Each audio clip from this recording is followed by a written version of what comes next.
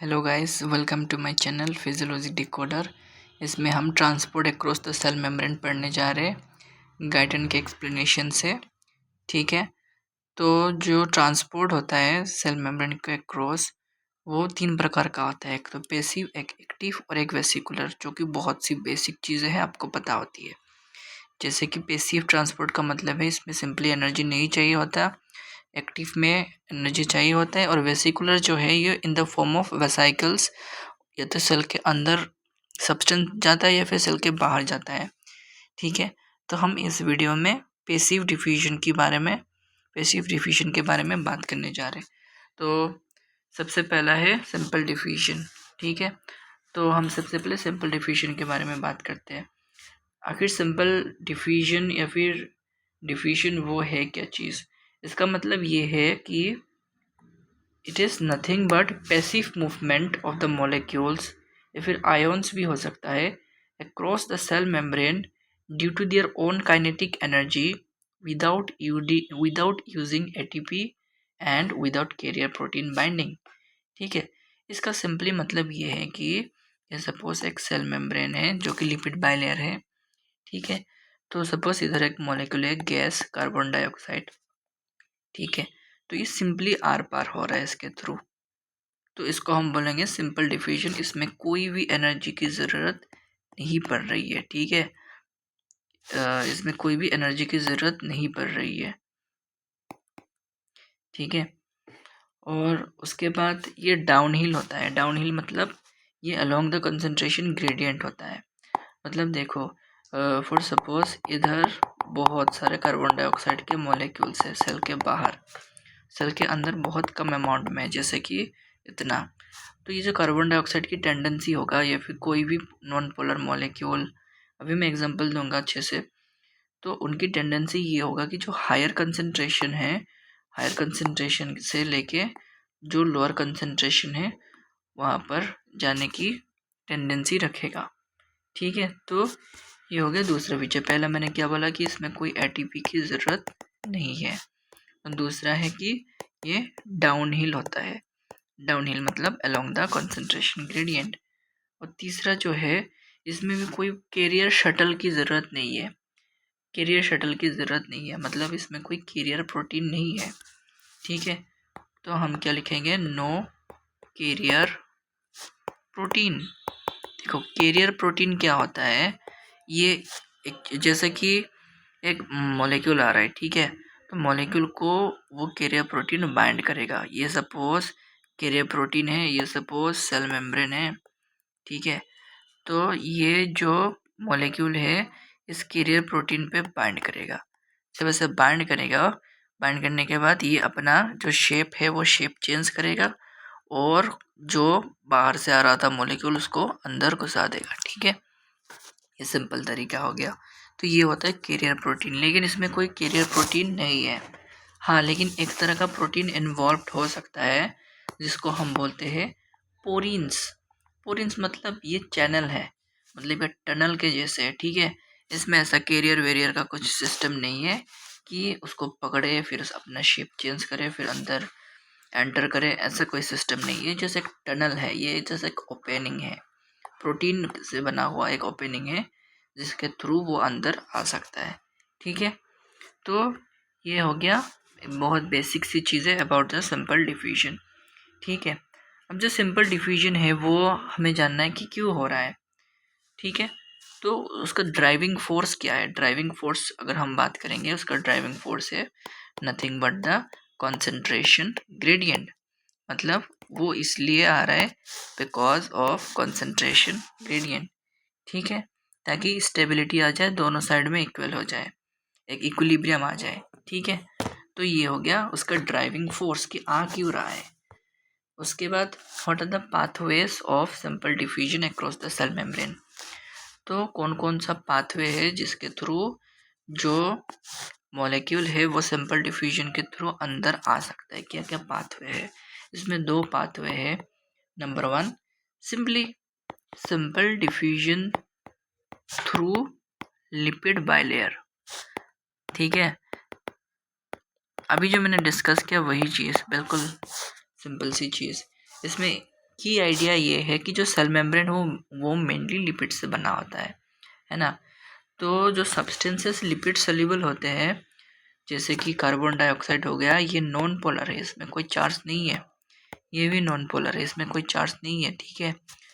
तो जो non polar होते हैं वो लिपिड सोल्यूबल होते हैं, और जो लिपिड सोल्यूबल होते हैं वो इजीली लिपिड में डिसॉल्व होंगे।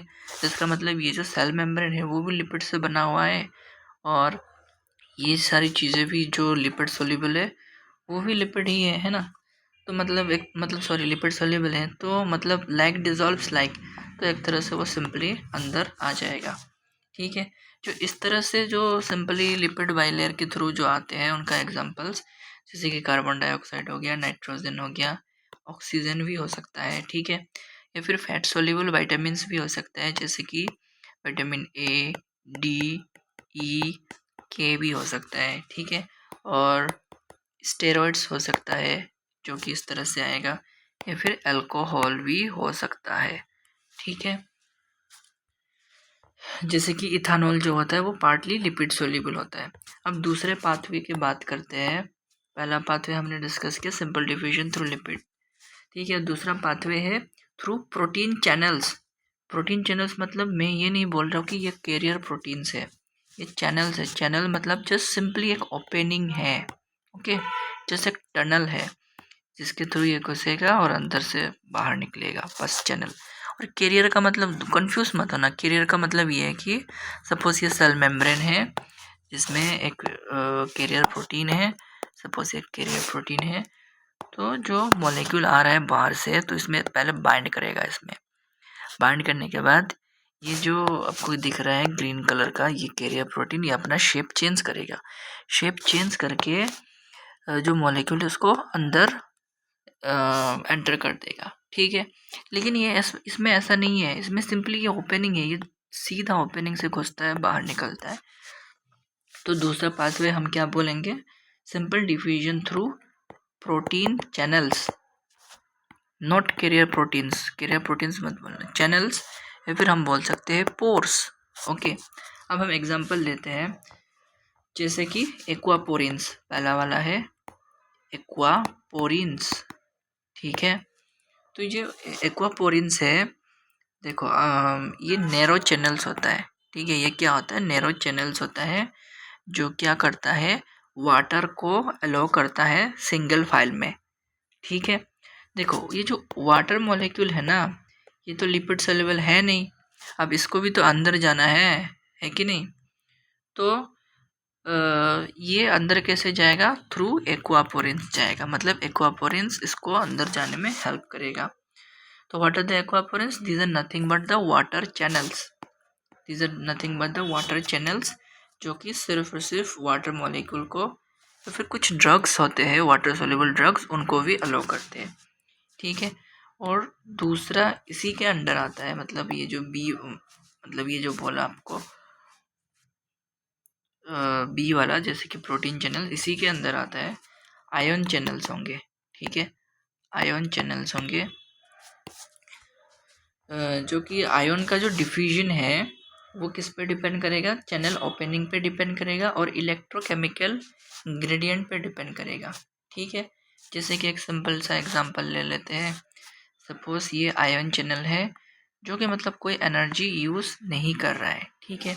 तो बाहर सपोज ऐसे सोडियम बहुत सारा सोडियम प्रेजेंट है, बहुत सारा सोडियम, ठीक है। अंदर सपोज बहुत कम है, तो हाई कंसंट्रेशन से लो कंसंट्रेशन की तरफ थ्रू दिस चैनल्स जो सोडियम का मूवमेंट होगा, इसमें कोई एनर्जी का कंजम्पशन नहीं होगा, ठीक है।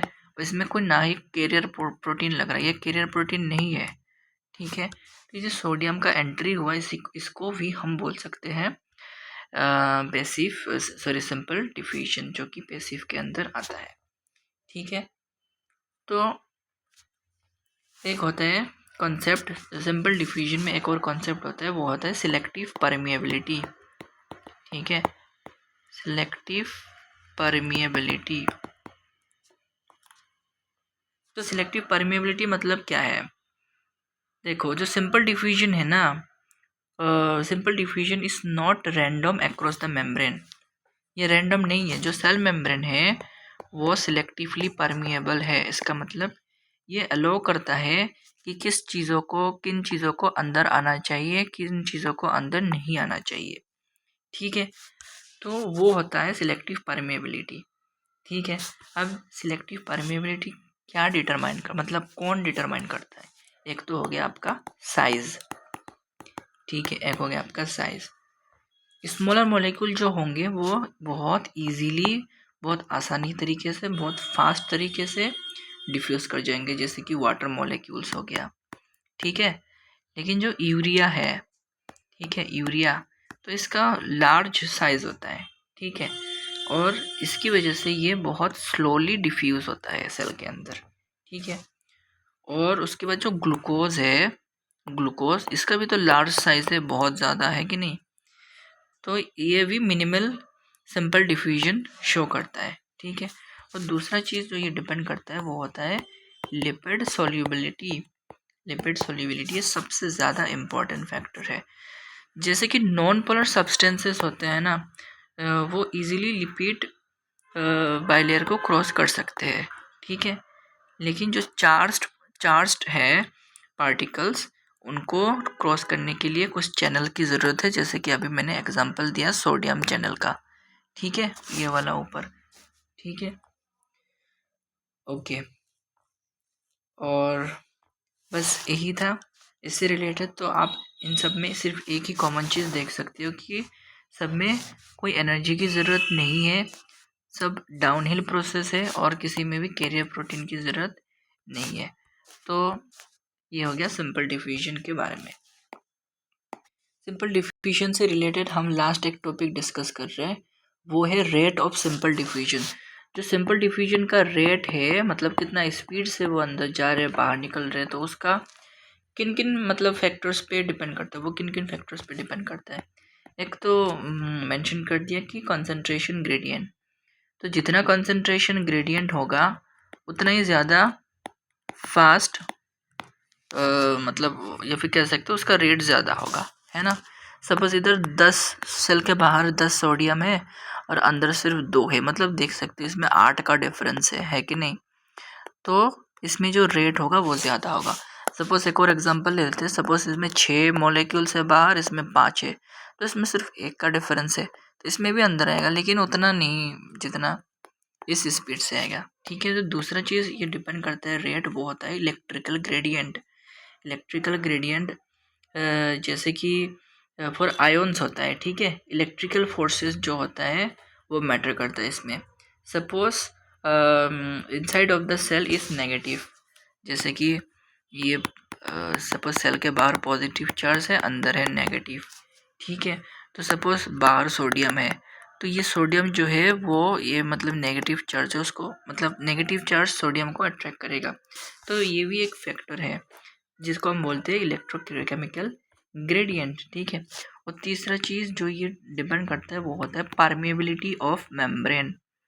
Permeability of membrane and permeability किस किस पे डिपेंड करता है? नंबर ऑफ चैनल्स पे, साइज ऑफ चैनल्स पे, वेदर चैनल्स जो है वो खुला है या बंद है, या फिर लिपिड सोल्युबिलिटी। ठीक है, और चौथा चीज़ जो रेट डिपेंड करता है वो होता है सरफेस एरिया। सरफेस एरिया, अगर ज़्यादा एरिया होगा तो सिंपली ज़्यादा डिफ्यूजन होगा। जैसे कि जो एल्वियोले होता है लंग्स के, वो हायर सरफेस एरिया होता है, मतलब उनका हायर सरफेस एरिया होता है, तो उनका रैपिड एब्जॉर्प्शन, रैपिड डिफ्यूजन होता है गैस का, है ना। और पांचवा चीज़ जो हम कह सकते हैं कि वो है थिकनेस। थिकनेस मतलब कितना मोटा, कितना थिक, कितना मतलब वो जो मेम्ब्रेन है वो है। थिकर मेम्ब्रेन होगा तो सिंपली स्लो डिफ्यूजन होगा, है ना। और एक और चीज़ है इसमें, वो होता है फिक्स लो। फिक्स लो, ठीक है। तो गाइडन में ये चीज़ दिया हुआ है, जो डिफ्यूजन रेट है आपका, डिफ्यूजन रेट वो डिपेंड करता है एरिया पे, परमिएबिलिटी पे, और जो कंसंट्रेशन ग्रेडियंट है उस पर डिपेंड करता है। ठीक है, इसी को ही बोलते हैं फिक्स लॉ। ओके, लास्ट एक चीज़ कि what happens at equilibrium. Suppose if membrane remains permeable तो डिफ्यूजन कंटिन्यू होगा, है ना। लेकिन कब तक? Until concentrations become equal on both side. ठीक है, तो then movement continues both ways and net diffusions becomes 0। इसका मतलब ये है कि सपोज इधर 10 था, इधर सपोज 0 था, ठीक है। तो ऐसे अंदर आएगा पहले और फिर बाद में सपोज धीरे धीरे ये 5 हो गया, इधर ये भी 5 हो गया, इक्वल हो गया, इक्विलिब्रियम आ गया, है ना। तो इसमें से एक अगर जाएगा तो इसमें से भी एक अंदर आएगा। मतलब क्या, ये अंदर और बाहर जो है वो इक्वली डिफ्यूज है, मतलब मूवमेंट जो है वो कंटिन्यू कर रहा है बोथ वेज में इक्वली, ठीक है। तो ये होता है इक्विलिब्रियम जब अचीव होता है। तो that's all about simple diffusion. तो आज के लिए बस इतना ही। Thank you.